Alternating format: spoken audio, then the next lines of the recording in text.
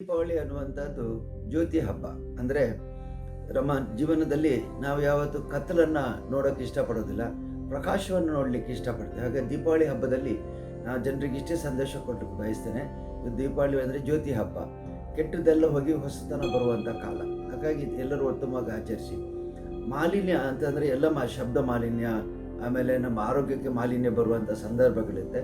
ದಯವಿಟ್ಟು ಈ ವರ್ಷದ ದೀಪಾವಳಿಯಲ್ಲಿ ಪಟಾಕಿ ಮತ್ತು ಇತರ ವಸ್ತುಗಳನ್ನು ಸುಡುವುದನ್ನು ಕಡಿಮೆ ಮಾಡಿ, ಮಾಲಿನ್ಯತೆಯನ್ನು ಕಡಿಮೆ ಮಾಡಿ. ಈಗ ಭಾಳ ಯಶಸ್ವಿಯಾಗಿ ಉಗುಳೋದು ಕಡಿಮೆ ಆಗಿದೆ. ನಾವು ಕೆಲವು ಕಡೆ ಬೋರ್ಡುಗಳನ್ನು ನೋಡ್ತೀವಿ, ಉಗುಳದೇ ಇರೋದಕ್ಕೆ ಧನ್ಯವಾದಗಳು, ಸಿಗರೇಟ್ ಸೇದದೇ ಇರೋದಕ್ಕೆ ಧನ್ಯವಾದಗಳು. ಈಗ ಆ ಹಂತಕ್ಕೆ ನಾವು ಬಂದಿದ್ದೀವಿ. ಎಲ್ಲರೂ ಕೂಡ ಪರಿಸರ ಮಾಲಿನ್ಯವನ್ನು ಮಾಡದೆ ನಿಮ್ಮನ್ನು ರಕ್ಷಿಸಿಕೊಳ್ಳಿ, ನಮ್ಮನ್ನು ರಕ್ಷಿಸಿ ಅಂತ ನಾನು ಕೇಳ್ಬೋದು. ಹೊಸ ಬಟ್ಟೆ ಹಾಕುವಂಥದ್ದು ಬಹಳ ಸ್ತುತ್ಯವಾದಂಥ ಕೆಲಸ. ಹೊಸ ಬಟ್ಟೆ ಹಾಕೋದು, ಹೊಸದಾಗಿ ಮನೆಯನ್ನು ಶುದ್ಧೀಕರಿಸೋದು, ಬಣ್ಣ ಸುಣ್ಣ ಹೊಡಿಸೋದು, ಇದೆಲ್ಲ ಸಾಮಾನ್ಯವಾಗಿ ಮಾಡಬೇಕಾಗುತ್ತೆ. ಆಮೇಲೆ ಆಹಾರ, ಒಳ್ಳೆ ಊಟ ಮಾಡಿ. ಯಾಕೆಂದರೆ ಹಬ್ಬ ಅಂದರೆ ಉಪವಾಸ ವ್ರತ ಅಂತ ಮಕ್ಕಳು ಮಾಡೋದೇ ಇಲ್ಲ. ಇವತ್ತು ದೊಡ್ಡ ಸಮಸ್ಯೆ ಏನಂತಂದರೆ ಮಕ್ಕಳಿಗೆ ಹಬ್ಬ ಅಂದರೆ ಭಯ. ಏನು ಅಪ್ಪ ಅಜ್ಜ ಉಪವಾಸ ಹಾಕಿಸ್ತಾರೆ ನಮಗೆ, ಇಲ್ಲ ಹಾಗಿಲ್ಲ.